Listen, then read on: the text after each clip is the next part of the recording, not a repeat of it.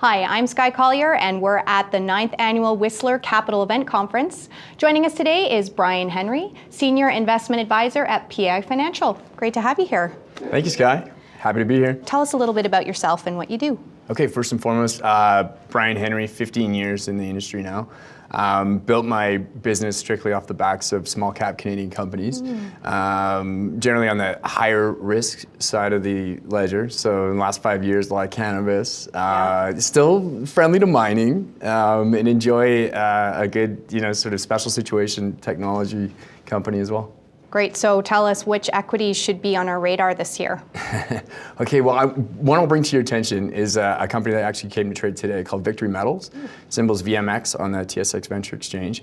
One of the few mining names that we participated in the last year. It's Paul Matissek's latest, sort of call it new issue or new company.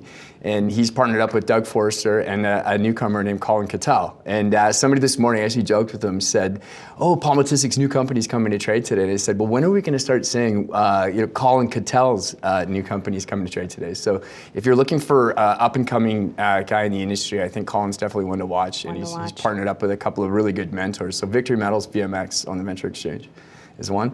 Another name that I love, it's kind of an unknown name. It's a diversified cannabis company called Chemisys, CSI, on the CSE. It's one of our biggest holdings. They've got diversified assets from California, Puerto Rico, and Colombia.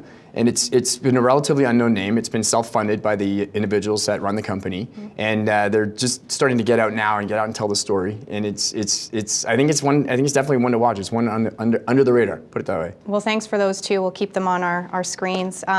Just in terms of sectors, let's talk about what do you think is going to outperform and underperform this year?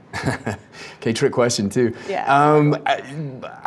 I'm probably not unlike a lot of people, but I've started to look at the precious metals space again. It's been a number of years. We had a few false starts in the last few years. 2016 started out with a bang. I thought everything was go again, and within 6 months it kind of faltered.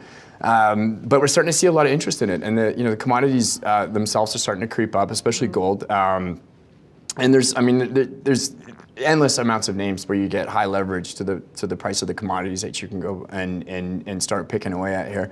And that's probably more on the outperformance side. Right. And then on the underperformance side, it's a little trickier. But I'm starting to see where we're seeing the sort of a lot of the cannabis names were the wheat's getting cut from the chaff. Yeah. So you're starting to see a lot of underperformance in the ones that said that they could do certain things or were going to do certain things. And now it's 2019. We've gone through about almost 4 full years of a cycle now, and a lot of companies are starting to show who can do it and who can't do it as far as their operations go. And I think one of the companies actually met at the Bahamas conference was MetaPharm Labs, and standout absolutely from an operations perspective. It was a company that I think a year ago I don't think anybody knew the name MetaPharm Labs, and when you look at them now, in the month of December alone, they did 10 million in sales, fully contracted, and they're predicted to do a significant amount more in sales in the coming months going forward. And I think it's definitely one of those companies that's on my radar screen now since I came to a capital event conference. So. Yeah. Well, thanks for that overview, and thanks so much for joining us. Thank you. Thanks for having me.